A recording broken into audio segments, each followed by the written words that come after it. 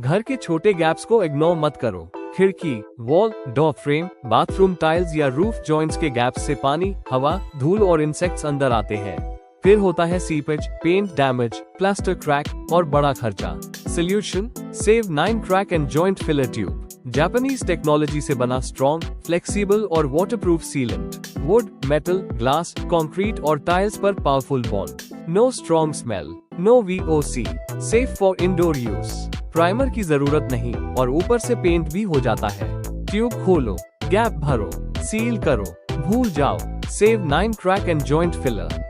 Fill it, seal it, forget it.